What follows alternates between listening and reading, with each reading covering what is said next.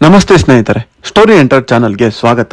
ಸ್ನೇಹಿತರೆ, ಒಮ್ಮೆ ಯೋಚನೆ ಮಾಡಿ ನೋಡಿ, ನೀವು ಖರೀದಿಸುವ ಕಾರಿನ ಬೆಲೆ ಅಚಾನಕ್ ಕಡಿಮೆಯಾಗುತ್ತದೆ. ವಿದೇಶಿ ಔಷಧಿಗಳು ಕಡಿಮೆ ದರದಲ್ಲಿ ಸಿಗುತ್ತವೆ. ಭಾರತದಲ್ಲಿ ತಯಾರಾದ ಬಟ್ಟೆಗಳು ಯುರೋಪ್ ಮಾರುಕಟ್ಟೆಯಲ್ಲಿ ಹೆಚ್ಚು ಮಾರಾಟವಾಗುತ್ತದೆ. ಇದು ಭವಿಷ್ಯದ ಕಲ್ಪನೆ ಅಲ್ಲ, ಭಾರತ ಮತ್ತು ಯುರೋಪ್ ನಡುವೆ ನಡೆಯುತ್ತಿರುವ ಒಂದು ದೊಡ್ಡ ವ್ಯಾಪಾರ ಒಪ್ಪಂದದ ಪರಿಣಾಮ. ಸುಮಾರು 18 ವರ್ಷಗಳ ಮಾತುಕತೆಯ ನಂತರ ಜಗತ್ತಿನ ಎರಡು ದೊಡ್ಡ ಆರ್ಥಿಕ ಶಕ್ತಿಗಳು ಒಂದೇ ಟೇಬಲ್ ಮೇಲೆ ಕುಳಿತು ಒಂದು ನಿರ್ಧಾರ ತೆಗೆದುಕೊಳ್ಳುತ್ತಿವೆ. ಆದರೆ ನಮಗೆ ಇಲ್ಲಿ ಪ್ರಶ್ನೆಗಳು ಮೂಡುತ್ತದೆ. ಈ ಒಪ್ಪಂದದಿಂದ ಸಾಮಾನ್ಯ ಭಾರತೀಯರಿಗೆ ಲಾಭವಾಗುತ್ತದೆಯಾ, ಅಥವಾ ದೊಡ್ಡ ವಿದೇಶಿ ಕಂಪನಿಗಳು ಭಾರತೀಯ ಮಾರುಕಟ್ಟೆಯನ್ನು ಹಿಡಿಯಲು ಇದು ಅವಕಾಶ ಮಾಡಿಕೊಡುತ್ತದೆಯಾ? ಬೆಲೆಗಳು ನಿಜವಾಗಿಯೂ ಕಡಿಮೆಯಾಗುತ್ತದಾ, ಅಥವಾ ಇದು ಕೇವಲ ವ್ಯಾಪಾರ ರಾಜಕೀಯವೇ? ಈ ವಿಷಯಗಳೆಲ್ಲ Bharat Europe free trade agreement ನ ನಿಜವಾದ ಕಥೆಯಾಗಿದೆ. ಲಾಭ, ನಷ್ಟ ಮತ್ತು ಅದರ ಹಿಂದೆ ಇರುವ ಜಾಗತಿಕ ಆಟ. ಈ ಎಲ್ಲಾ ಮಾಹಿತಿಯ ಪೂರ್ಣ ವಿವರವನ್ನು ನಾವು ಈ ವಿಡಿಯೋದಲ್ಲಿ ತಿಳಿಯುತ್ತಾ ಹೋಗೋಣ. ಅದಕ್ಕೂ ಮೊದಲು ನೀವಿನ್ನು ಸ್ಟೋರಿ ಹಂಟರ್ ಯೂಟ್ಯೂಬ್ ಚಾನೆಲ್ಗೆ ಸಬ್ಸ್ಕ್ರೈಬ್ ಆಗಿಲ್ಲ ಎಂದರೆ ಈಗಲೇ ಸಬ್ಸ್ಕ್ರೈಬ್ ಮಾಡಿ ಮತ್ತು ಬೆಲ್ ಐಕಾನ್ ಅನ್ನು ಒತ್ತಿ.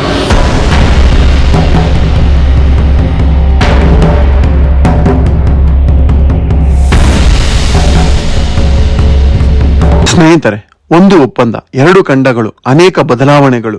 ಒಂದು ದೇಶ ವಿಶ್ವದ ಅತಿ ವೇಗವಾಗಿ ಬೆಳೆಯುತ್ತಿರುವ ಆರ್ಥಿಕ ಶಕ್ತಿ, ಮತ್ತೊಂದು ಜಗತ್ತಿನ ಅತ್ಯಂತ ಶ್ರೀಮಂತ ಮತ್ತು ತಾಂತ್ರಿಕವಾಗಿ ಅಭಿವೃದ್ಧಿಯಾಗಿರುವ ಮಾರುಕಟ್ಟೆ. ಇವುಗಳು ಎರಡೂ ಸೇರಿ ಒಂದು ದೊಡ್ಡ ವ್ಯಾಪಾರ ಒಪ್ಪಂದಕ್ಕೆ ಸಹಿ ಹಾಕಿದರೆ ಏನಾಗುತ್ತದೆ? ಉತ್ಪನ್ನಗಳ ಬೆಲೆ ಕಡಿಮೆಯಾಗುತ್ತದೆಯಾ? ಉದ್ಯೋಗಗಳು ಹೆಚ್ಚಾಗುತ್ತದೆಯಾ? ಅಥವಾ ಸ್ಥಳೀಯ ಕೈಗಾರಿಕೆಗಳಿಗೆ ಅಪಾಯವೇ? ಈ ಎಲ್ಲಾ ಪ್ರಶ್ನೆಗಳಿಗೆ ಉತ್ತರ ನೀಡುವ ಒಪ್ಪಂದವೇ Bharat European Union free trade agreement, ಅಥವಾ ಇಂಡಿಯಾ EUFTA. ಈ ಒಪ್ಪಂದ ಸುಮಾರು 18 ವರ್ಷಗಳ ಚರ್ಚೆಗಳ ನಂತರ ಅಂತಿಮ ಹಂತ ತಲುಪಿದ್ದು, ಜಗತ್ತಿನ ಅತ್ಯಂತ ದೊಡ್ಡ ವ್ಯಾಪಾರ ಒಪ್ಪಂದಗಳಲ್ಲಿ ಇದನ್ನು ಒಂದು ಎಂದು ಪರಿಗಣಿಸಲಾಗುತ್ತಿದೆ. ಸ್ನೇಹಿತರೆ, ಈ ವಿಡಿಯೋದಲ್ಲಿ ನಾವು ತಿಳಿದುಕೊಳ್ಳೋದು FTA ಎಂದರೇನು, ಭಾರತ ಮತ್ತು ಯುರೋಪ್ ನಡುವಿನ ವ್ಯಾಪಾರ ಇತಿಹಾಸ, ಹಳೆಯ ಮತ್ತು ಹೊಸ ಬೆಲೆ ವ್ಯತ್ಯಾಸ, ಭಾರತಕ್ಕೆ ಲಾಭ ಎಷ್ಟು ಮತ್ತು ನಷ್ಟ ಎಷ್ಟು, ಯುರೋಪ್ಗೆ ಲಾಭ ಮತ್ತು ನಷ್ಟ ಎಷ್ಟು, ಸಾಮಾನ್ಯ ಜನರ ಜೀವನಕ್ಕೆ ಇದರ ಪರಿಣಾಮ. ಈ ಎಲ್ಲಾ ವಿಷಯವನ್ನು ನಾವು ಈಗ ಒಂದೊಂದಾಗಿ ತಿಳಿದುಕೊಳ್ಳುತ್ತಾ ಹೋಗೋಣ. FTA ಫ್ರೀ ಟ್ರೇಡ್ ಅಗ್ರಿಮೆಂಟ್ ಎಂದರೆ ಎರಡು ದೇಶಗಳು ಅಥವಾ ಪ್ರದೇಶಗಳು ತಮ್ಮ ನಡುವೆ ವ್ಯಾಪಾರ ಮಾಡುವಾಗ ಆಮದು ತೆರಿಗೆ, ಇಂಪೋರ್ಟ್ ಡ್ಯೂಟಿ ಅಥವಾ ಟ್ಯಾರಿಫ್ ಅನ್ನು ಕಡಿಮೆ ಮಾಡುವ ಅಥವಾ ಸಂಪೂರ್ಣ ತೆಗೆದುಹಾಕುವುದು. ಇದನ್ನು ನಾವು ಸರಳವಾಗಿ ಅರ್ಥ ಮಾಡಿಕೊಳ್ಳಬೇಕೆಂದರೆ, ತೆರಿಗೆ ಕಡಿಮೆಯಾದರೆ ಉತ್ಪನ್ನದ ಬೆಲೆ ಕೂಡ ಕಡಿಮೆಯಾಗುತ್ತದೆ. ಬೆಲೆ ಕಡಿಮೆಯಾದರೆ ವ್ಯಾಪಾರ ಹೆಚ್ಚುತ್ತದೆ. ಈ FTA ನ ಮುಖ್ಯ ಉದ್ದೇಶವೆಂದರೆ ವ್ಯಾಪಾರ ಹೆಚ್ಚಿಸುವುದು, ಹೂಡಿಕೆ ಹೆಚ್ಚಿಸುವುದು, ಉದ್ಯೋಗ ಸೃಷ್ಟಿ ಮಾಡುವುದು ಮತ್ತು ಮಾರುಕಟ್ಟೆಯ ವಿಸ್ತರಣೆ. ಭಾರತ ಮತ್ತು ಯುರೋಪ್ನ ನಡುವೆ ಈಗಾಗಲೇ ವ್ಯಾಪಾರ ದೊಡ್ಡ ಮಟ್ಟದಲ್ಲಿದೆ. 2024ರಲ್ಲಿ ಎರಡೂ ಕಡೆಗಳಲ್ಲಿ ಸುಮಾರು $136 ಬಿಲಿಯನ್ ಗಳಿಗಿಂತ ಹೆಚ್ಚು ವ್ಯಾಪಾರ ನಡೆದಿದೆ. ಇನ್ನು ನಾವು ಭಾರತ ಯುರೋಪಿಯನ್ ವ್ಯಾಪಾರದ ಹಿನ್ನೆಲೆಯನ್ನು ನೋಡುವುದಾದರೆ, ಯುರೋಪ್ ಯೂನಿಯನ್ 27 ದೇಶಗಳ ಒಕ್ಕೂಟ, ಜಗತ್ತಿನ ದೊಡ್ಡ ಮಾರುಕಟ್ಟೆಗಳಲ್ಲಿ ಒಂದು. ಹೆಚ್ಚಿನ ಖರೀದಿ ಶಕ್ತಿ ಈ ದೇಶಗಳಲ್ಲಿದೆ. ಇನ್ನು ಭಾರತ ವಿಶ್ವದ ಅತಿ ದೊಡ್ಡ ಜನಸಂಖ್ಯೆ ಹೊಂದಿರುವ ದೇಶ, ವೇಗವಾಗಿ ಬೆಳೆಯುತ್ತಿರುವ ಉತ್ಪಾದನಾ ಕೇಂದ್ರ. ಯುರೋಪ್ ಭಾರತದ ಅತಿ ದೊಡ್ಡ ವ್ಯಾಪಾರ ಪಾಲುದಾರರಲ್ಲಿ ಒಂದು. ಈ ಒಪ್ಪಂದದಿಂದ 90%ಗೂ ಹೆಚ್ಚು ಉತ್ಪನ್ನಗಳ ಮೇಲೆ ತೆರಿಗೆ ಕಡಿಮೆ ಆಗುವ ಅಥವಾ ರದ್ದಾಗುವ ಸಾಧ್ಯತೆ ಹೆಚ್ಚು ಇದೆ. ಎರಡೂ ಕಡೆಗಳಲ್ಲಿ ವ್ಯಾಪಾರ ಹೆಚ್ಚಳವಾಗುತ್ತದೆ. ಉದ್ಯೋಗ ಮತ್ತು ಹೂಡಿಕೆ ಹೆಚ್ಚಳದ ಸಾಧ್ಯತೆ ಕೂಡ ಇದೆ. FTAಯಲ್ಲಿ ಜನರಿಗೆ ಅತ್ಯಂತ ಆಸಕ್ತಿ ಇರುವ ವಿಷಯವೇ ಬೆಲೆ ಕಡಿಮೆಯಾಗುವುದು. ಉದಾಹರಣೆಗೆ ನಾವು ನೋಡಬೇಕಾದರೆ, ಈ FTAಗೂ ಮೊದಲು ಭಾರತದಲ್ಲಿ ಯುರೋಪಿಯನ್ ಕಾರುಗಳ ಮೇಲೆ ತೆರಿಗೆ 100ರಿಂದ 110% ನ ವರೆಗೆ ಇತ್ತು.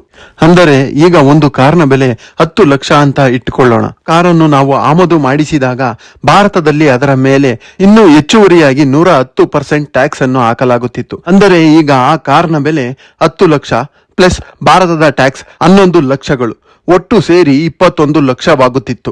ಈಗ ಈ ಫ್ರೀ ಟ್ರೇಡ್ ಅಗ್ರಿಮೆಂಟ್ ನಿಂದಾಗಿ ಹಂತವಾಗಿ 10% ನ ವರೆಗೆ ಭಾರತದಲ್ಲಿನ ಟ್ಯಾಕ್ಸ್ ಅನ್ನು ಇಳಿಕೆ ಮಾಡುವ ಸಾಧ್ಯತೆ ಇದೆ.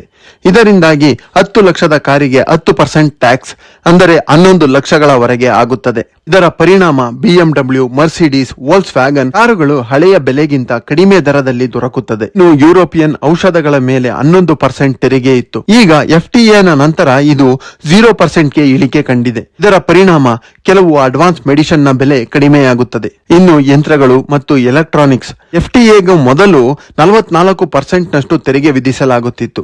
ಈಗ ಬಹುತೇಕ ಉತ್ಪನ್ನಗಳ ಮೇಲೆ ತೆರಿಗೆ ತೆಗೆದುಹಾಕಲಾಗಿದೆ. ಇದರ ಪರಿಣಾಮ ಕಾರ್ಖಾನೆಗಳಿಗೆ ಯಂತ್ರಗಳು ಕಡಿಮೆ ಬೆಲೆಯಲ್ಲಿ ಸಿಗುತ್ತದೆ. ಇನ್ನು FTAಗೆ ಮೊದಲು ಭಾರತೀಯ ಉತ್ಪನ್ನಗಳಿಗೆ ಯುರೋಪ್ನಲ್ಲಿ ತೆರಿಗೆಯನ್ನು ವಿಧಿಸಲಾಗುತ್ತಿತ್ತು. ಟೆಕ್ಸ್ಟೈಲ್ಸ್, ಲೆದರ್ಸ್, ಜುವೆಲರೀಸ್ ಮೇಲೆ ತೆರಿಗೆಯನ್ನು ವಿಧಿಸಲಾಗುತ್ತಿತ್ತು.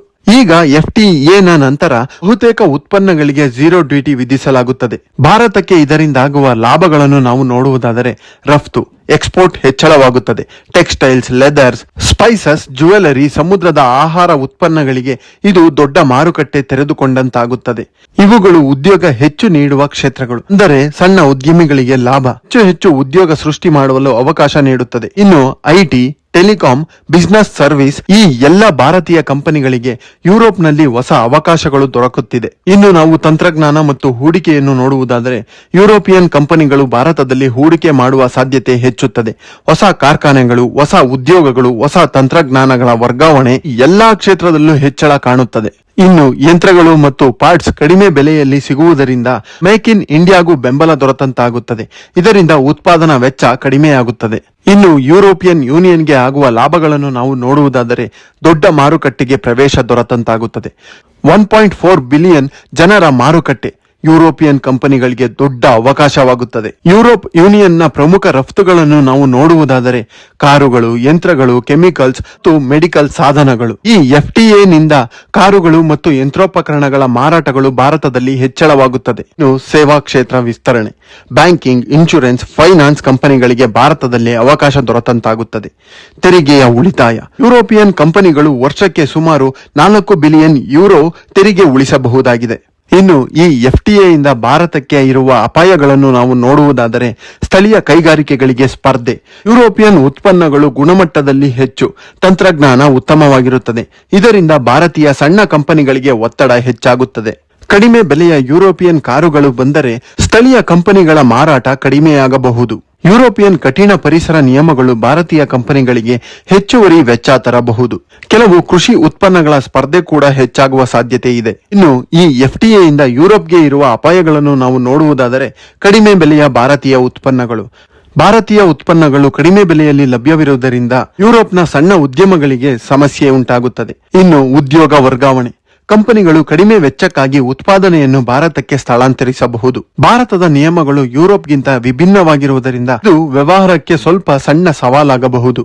ಸ್ನೇಹಿತರೆ, ಈ ಒಪ್ಪಂದ ಕೇವಲ ವ್ಯಾಪಾರ ಅಲ್ಲ, ಇದು ಚೈನಾ ಮೇಲೆ ಅವಲಂಬನೆ ಕಡಿಮೆ ಮಾಡುವ ಪ್ರಯತ್ನ, ಹೊಸ ಸಪ್ಲೈ ಚೈನ್ ನಿರ್ಮಾಣ, ಜಾಗತಿಕ ಆರ್ಥಿಕ ಸಮತೋಲನದ ಬದಲಾವಣೆ ಎಂದು ವಿಶ್ಲೇಷಕರು ಹೇಳುತ್ತಿದ್ದಾರೆ. ಈ FTA ನಿಂದ ಸಾಮಾನ್ಯ ಜನರಿಗೆ ಆಗುವ ಪರಿಣಾಮಗಳು ಕಾರು, ಔಷಧಗಳು, ಎಲೆಕ್ಟ್ರಾನಿಕ್ಸ್ ಕಡಿಮೆ ಬೆಲೆಯಾಗಬಹುದು. ಉದ್ಯೋಗ ಅವಕಾಶವೂ ಹೆಚ್ಚಳವಾಗಬಹುದು. ಸ್ಪರ್ಧೆ ಹೆಚ್ಚಳವಾಗುತ್ತದೆ. ಸ್ಪರ್ಧೆ ಹೆಚ್ಚಳವಾದರೆ ಗುಣಮಟ್ಟ ಹೆಚ್ಚಳವಾಗುತ್ತದೆ. ಆದರೆ ಕೆಲವು ಸ್ಥಳೀಯ ಉದ್ಯಮಗಳು ಮುಚ್ಚುವ ಅಪಾಯವೂ ಇದರಲ್ಲಿ ಇದೆ.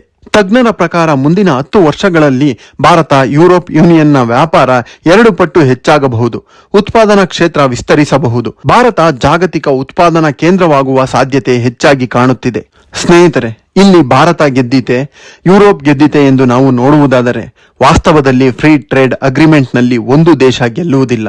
2 ದೇಶಗಳು ಹೊಸದಾದ ಅವಕಾಶಗಳನ್ನು ಪಡೆಯುತ್ತದೆ, ಹೊಸ ಸವಾಲುಗಳನ್ನು ಎದುರಿಸುತ್ತದೆ. ಈ ಒಪ್ಪಂದ ಯಶಸ್ವಿಯಾಗುತ್ತದೆಯಾ ಇಲ್ಲವಾ ಎನ್ನುವುದು ಸರ್ಕಾರದ ನೀತಿ, ಉದ್ಯಮಗಳ ಸಿದ್ಧತೆ ಮತ್ತು ಮಾರುಕಟ್ಟೆಯ ಪ್ರತಿಕ್ರಿಯೆ ಈ ಎಲ್ಲದರ ಮೇಲೆ ಅವಲಂಬಿತವಾಗಿರುತ್ತದೆ. ಬದಲಾವಣೆ ಜಗದ ನಿಯಮ. ಬದಲಾವಣೆಗಳಿಗೆ ಹೊಂದಿಕೊಂಡು ಹೋಗುವುದು ಜಾಣತನವಾಗುತ್ತದೆ. ಸ್ನೇಹಿತರೆ, ಈ ವಿಷಯದ ಬಗ್ಗೆ ನಿಮ್ಮ ಅನಿಸಿಕೆ, ಅಭಿಪ್ರಾಯಗಳನ್ನು ಕೆಳಗೆ ಕಾಮೆಂಟ್ ಬಾಕ್ಸ್ ನಲ್ಲಿ ತಿಳಿಸಿ. ಮಾಹಿತಿ ಇಷ್ಟವಾದರೆ ವಿಡಿಯೋಗೆ ಲೈಕ್ ಮಾಡಿ, ಚಾನಲ್ಗೆ ಸಬ್ಸ್ಕ್ರೈಬ್ ಮಾಡಿ ಮತ್ತು ಬೆಲ್ ಐಕಾನ್ ಅನ್ನು ಒತ್ತಿ. ಮತ್ತೊಂದು ಮಾಹಿತಿ ತುಂಬಿದ ವಿಡಿಯೋದ ಜೊತೆಗೆ ನಿಮ್ಮನ್ನು ಮತ್ತೆ ಭೇಟಿ ಮಾಡುತ್ತೇನೆ. ಧನ್ಯವಾದಗಳು.